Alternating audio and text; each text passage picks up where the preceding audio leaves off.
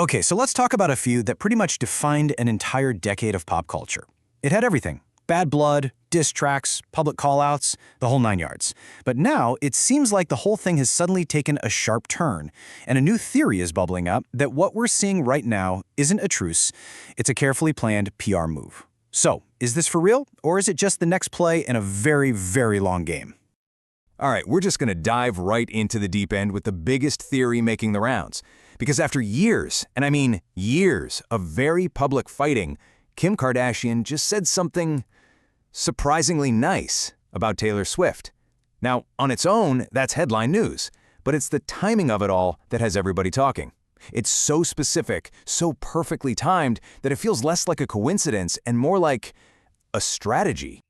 All right, Section 1, a calculated comment? Let's actually break down the evidence, piece by piece.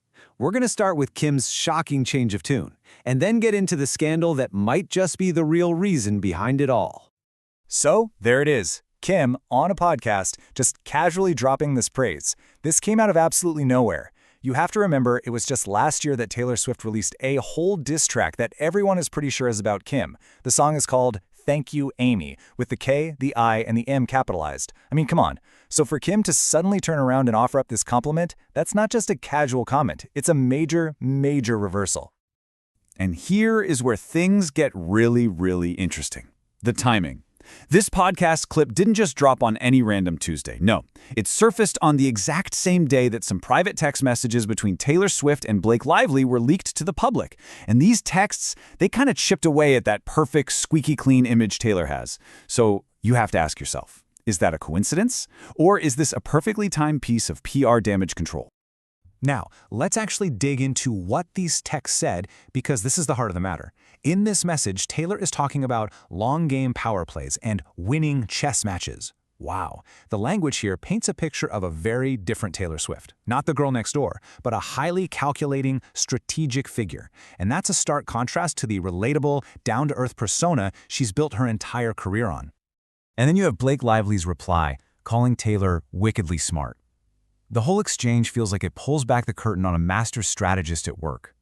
For an artist whose brand is so deeply rooted in authenticity and raw emotion, a leak like this is a direct hit. It challenges the whole narrative she's carefully crafted. And that is precisely why Kim's sudden kindness starts to look very, very strategic. To really understand why this feud is so bitter and why any kind of truce would be so absolutely shocking, we've got to rewind. We have to go all the way back to the beginning, to the one event that lit the match and started this entire pop culture firestorm. This timeline really lays out the core betrayal. Back in 2016, Kanye drops that infamous line in his song Famous. Then Kim goes on Snapchat and leaks a cleverly edited phone call to make it look like Taylor signed off on it. The internet just exploded. Taylor was branded a liar, a snake. The hashtag was everywhere. The backlash was so intense, she basically disappeared for a year. It wasn't until 2020, 4 years later, that the full unedited phone call came out, proving she'd been telling the truth the whole time. This wasn't just petty drama, it was a serious, calculated attack on her reputation. So, after the phone call drama, you'd think things might cool off. But no.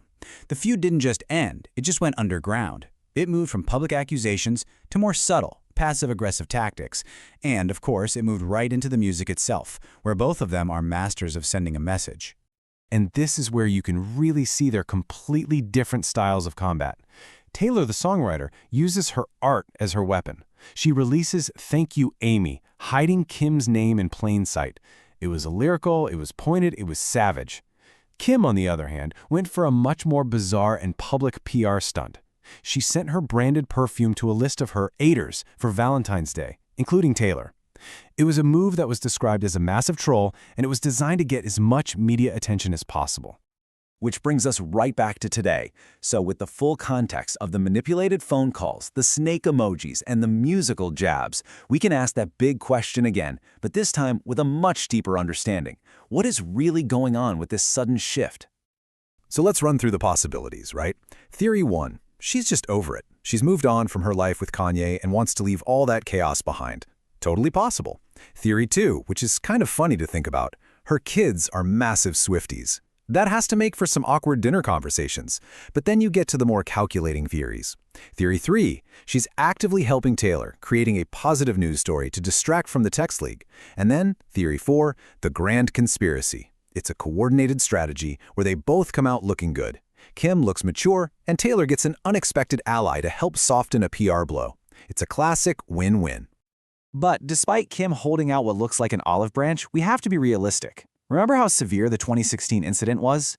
Taylor was publicly humiliated, based on a video that Kim intentionally manipulated and posted for the world to see. That's not something you just forget. Trust was completely shattered. Many people believe that for Taylor, who is famously all about loyalty, that bridge was permanently burned. The idea of her ever truly trusting a Kardashian again seems, well, almost impossible. So, where does this all leave us? What's the big takeaway here? Honestly, this whole saga is a fascinating masterclass in how celebrity narratives get built, torn down, and maybe, just maybe, rebuilt right in front of our eyes, all driven by motives we can only guess at. And that leaves us with this final thought. In a world where every public move is analyzed and every post could be a PR stunt, can we ever really know what's genuine and what's just another move on the chessboard? The feud between Kim and Taylor suggests that the line between authenticity and performance is blurrier than ever. And you know what? Maybe for them, that's the whole point.